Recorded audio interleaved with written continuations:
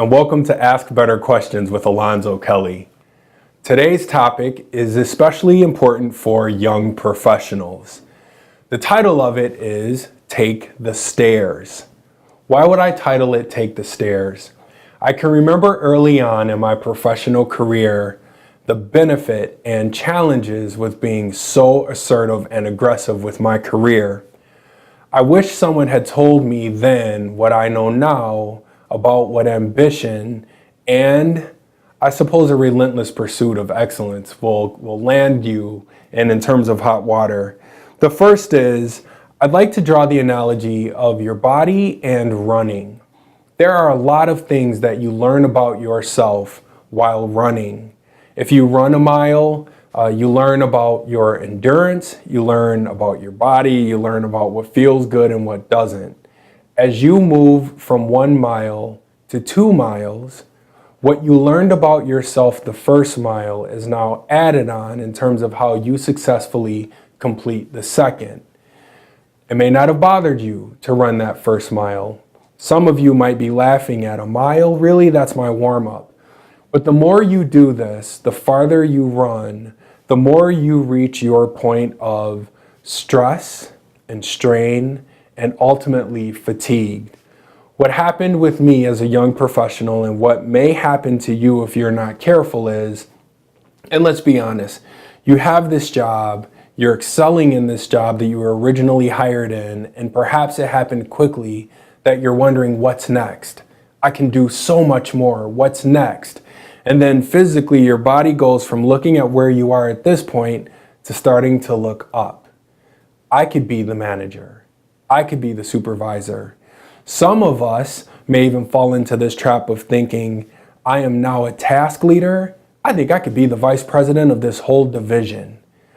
So now let's get back to why I called it taking the stairs.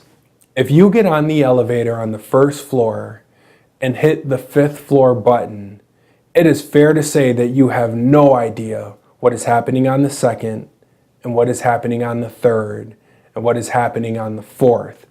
The next time that you are responsible for your own behavior is when you get off the elevator on the 5th. There is some value to understanding what happens on the 2nd floor, understanding the advantages, the challenges, the unique perspectives and things that are happening. The other thing to keep in mind as you take the stairs on your career, you reach a point where we are no longer impressed with what you can do, but what you can do through other people. That's what leadership is, the ability to deliver through other people. So while you may excel at customer service or drafting accounting documents or even painting the wall, as you progress in your career, you need to understand that we are no longer going to be expecting you to do it, but for you to be delivering that same level of excellence and expertise through other people. What happened with me, and I notice happens to other young professionals, are that those of us that are driven and ambitious, we do, and it's humbling, seem to collect a lot of awards, a lot of recognition. But we're not in the 1st grade anymore. Our parents like to hang up our report cards on the refrigerator wall. They want everybody to see what we're doing. They hang up our art. As we evolve into adults though, and I'm going to be careful about how I say this, when I look at diplomas on the wall, one of the things I look at is how long ago had you received it. So I will share with you, it's been 20 years since I've received my first bachelor's degree in accounting. For me to walk in and have you automatically assume that over 20 years later, I would be your best choice as an accountant might land you in some trouble. There's a body of work that I need to demonstrate that I've been doing over the last 20 years that should give you some comfort with that. Now, for credibility purposes, when I walk into the doctor's office, I am happy to see they graduated from medical school. If you're going to be doing my taxes, I am happy to see that you have developed an intentional mastering of that craft. But by no means does that automatically assume that what you accomplished 20 years ago, you can accomplish today.